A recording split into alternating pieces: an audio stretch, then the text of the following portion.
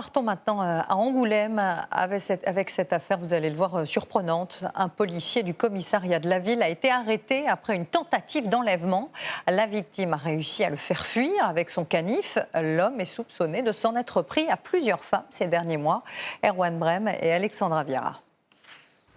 Il a sévi pendant des mois, dans des villages de Charente et jusque dans les rues d'Angoulême. Rodolphe A., gardien de la paix respecté par ses collègues, père de famille divorcé de 45 ans, mais surtout prédateur. Le 6 janvier dernier, dans le village de Nersac, cette dame croise sa route alors qu'elle promène son chien. Il est toujours resté sur une intonation de voix très calme, très posée. Tu viens, tu me suis, tu montes dans la voiture. Cagoulé, l'homme tente de la faire monter dans sa voiture. Elle réussit à le faire fuir avec un petit couteau qu'elle porte sur elle, en lui donnant un coup dans la cuisse. Aux gendarmes, elle va livrer un témoignage capital, une description vestimentaire et physique précise. Le fait qu'il ait déjà été arrêté, déjà je pense que ça va m'enlever une partie de charge morale. Je suis soulagée pour les victimes passées et pour les victimes qu'il aura encore pu faire, surtout.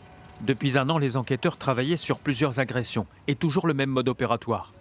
Le policier cagoulé approchait ses victimes en voiture et leur demandait de monter en les menaçant avec une arme. Il a été interpellé par les gendarmes mardi dernier. Après avoir contesté les faits, lors d'une première audition, il reconnaît l'ensemble des 6 faits. 6 viols et agressions sexuelles commis depuis un an.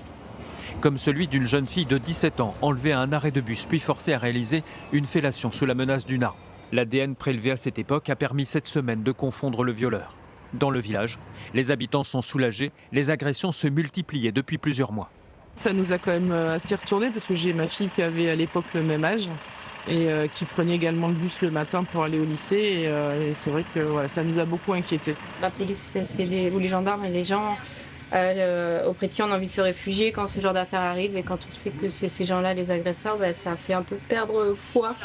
Le commissariat d'Angoulême où travaillait Rodolphe A. est sous le choc. Ancien de la brigade anticriminalité, l'homme était formateur en tir. Toujours présumé innocent, il est en détention provisoire, mis en examen entre autres pour enlèvement et viol avec arme.